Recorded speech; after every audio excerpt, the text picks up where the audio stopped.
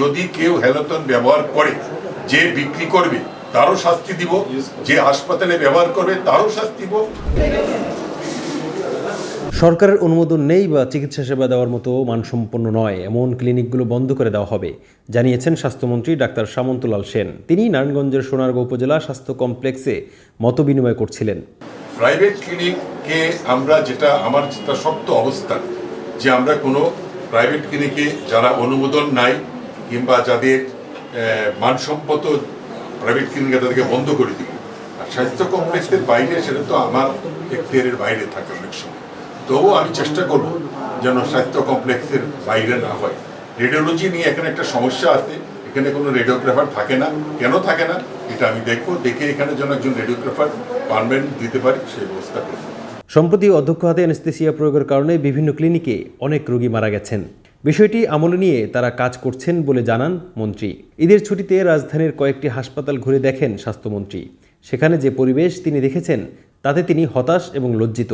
স্থানীয় সংসদ সদস্যরা উপজেলা স্বাস্থ্য কমপ্লেক্সগুলোতে নজর দিলে স্বাস্থ্যসেবার মান উন্নত হতে বাধ্য বলে মনে করেন সামন্তলাল সেন। মন্ত্রী হওয়ার পরে আমার যেটা প্রথম স্লোগান ছিল যে আমি প্রান্তিক পর্যায়ে স্বাস্থ্যসেবাটাকে পৌঁছে দিই, এবং প্রান্তিক পর্যায়ে স্বাস্থ্যসেবাকে পৌঁছে দিতে হলে এই সমস্ত উপজেলা হেলথ কমপ্লেক্সকে আমাকে স্বাবলম্বী করতে হবে।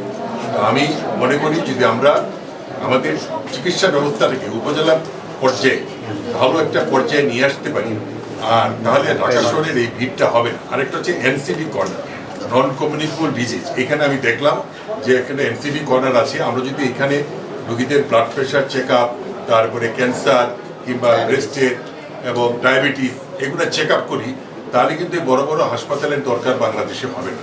আমাদের কিছু কিছু সমস্যা আছে যে অ্যানেস্থেটিক ড্রাগ। আমি গত 2 দিন আগে কিন্তু ঢাকায় আমার এডিজি মহোদয় আছে বিজি ড্রাগ কিন্তু একটা অভিযান চালিয়ে আমরা 2 জনকে গ্রেফতারও করেছি। আমরা যে অ্যানেস্থেটিক ড্রাগ হ্যালোথেন এটা ব্যবহার নিষিদ্ধ করা হয়েছে। যদি কেউ হ্যালোথেন ব্যবহার করে, যে বিক্রি করবে তারও শাস্তি দিব, যে হাসপাতালে ব্যবহার করবে তারও শাস্তি দিব। এ সময় স্থানীয় সংসদ সদস্য আব্দুল্লাহ আল কায়সার সেখানে উপস্থিত ছিলেন। সংসদ সদস্য আব্দুল্লাহ আল কায়সারের অভিযোগ, মন্ত্রীর ভিজিটের সময় উপজেলা পর্যায়ের কর্মকর্তারা তাকে ভুল বোঝানোর চেষ্টা করেন বা সঠিক চিত্র তুলে ধরেন না। এর আগে স্বাস্থ্যমন্ত্রী সোনারগাঁও উপজেলা হাসপাতালে মুজিব কর্নার উদ্বোধন করেন।